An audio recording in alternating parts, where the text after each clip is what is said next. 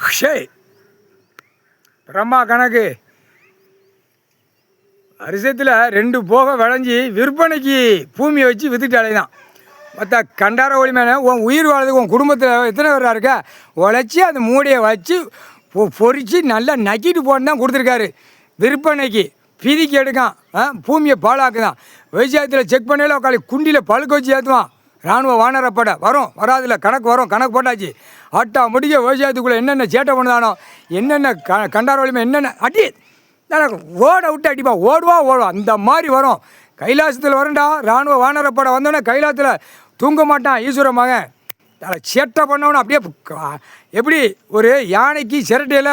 சுண்ணாம்பை தடவி கொடுத்துருந்தான் அவனை என்னைக்கு வரைக்கும்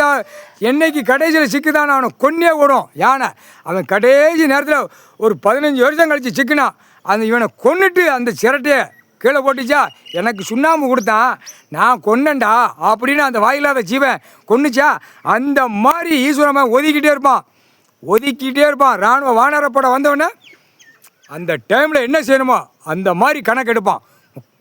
கால் சத்தியம் நாங்கள் சொல்லிக் கொடுக்க வேண்டிய அவசியம் இல்லை கரெக்டாக கைலாசத்தில் என்ன சேட்டை நடந்துச்சோ அத்தனை பேரையும் பிடிப்பான் விடமாட்டான் வேண்டா கணக்கு கால் சத்தியம் புரிஞ்சுக்கோ காவு கொடுத்தாச்சு பூமியில் காவு கொடுத்தாச்சு காவு 4 திசையில் காவு கொடுத்தா யமதர்மம் உட்காந்துருக்கான் கண்டாரவழி உன் வீட்டில்